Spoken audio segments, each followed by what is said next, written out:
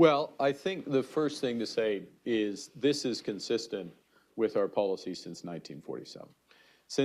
Every Canadian government, whether of whatever political stripe, has supported a two-state solution, as many other countries have. What we have been seeing, first because of the acts of these heinous acts of Hamas, but then other in terms of response, is that prospect is receding before our eyes. Okay, so the idea of waiting until all the conditions are in place for a free and viable Palestinian state committed to peace and security side by side with the state of Israel, as what I've called a Zionist Palestinian state, which is what we want.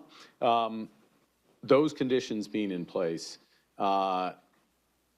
keeping the concept there on the shelf, when it is the avowed policy of the Israeli government that there will never be a Palestinian state. That is the policy of the current Israeli government, and their actions are consistent with that policy. And I can just concentrate on what's going on in the West Bank, without touching Gaza. So what we're looking to accomplish is to keep that front and center, to be with a host of influential but not decisive countries. So we're alongside the Kingdom of Saudi, not in the recognition, but as part of this process, Kingdom of Saudi Arabia, France, UK, Australia, Qatar, Egypt, others, Norway, actively trying to create conditions at a minimum for a ceasefire, obviously, and then a peace process. That's part of that.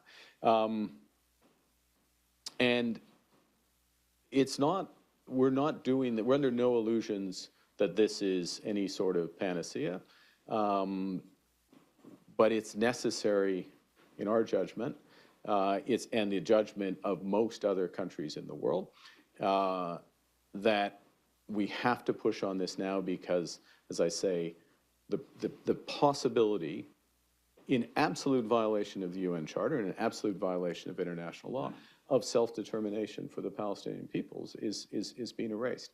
So we're doing what we can, but recognizing the limitations.